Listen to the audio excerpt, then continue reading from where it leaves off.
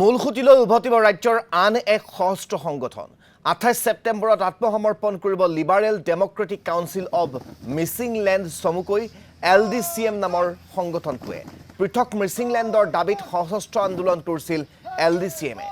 কিন্তু শেহতীয়াকৈ মূলসুঁতিলৈ আহিবলৈ যুঁজা চলোৱা সংগঠনটোৰ নেতৃত্বৰ লগতে আন সদস্যসকলে অস্থায়ী স্থানত বাহৰ পাতি আছে এতিয়া আলোচনাৰ মাধ্যমেৰে দাবী পূৰণৰ বাবে আগ্ৰহী হৈছে সশস্ত্ৰ সংগঠনটো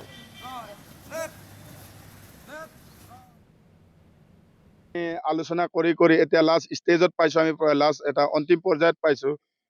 আমাৰ ডিমাণ্ডটো কিন্তু অন্তিম নহয় আপোনালোকক এইটো স্পষ্ট কৰি থোৱাটো ভাল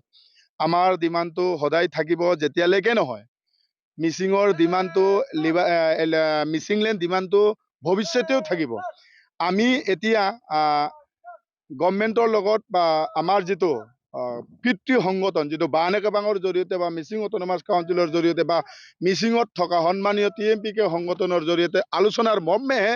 আমি আলোচনাত কৰিব বিচাৰিছো অৰ্থাৎ আমি কেনেকুৱা ধৰণৰ কালেক্টিভলি কিছুমান কাম কৰি গ'লে আমাৰ অধিকাৰসমূহ পাব পাৰি তাৰ সংক্ৰান্ততে আলোচনা কৰিবলৈ আমি প্ৰস্তুত আছো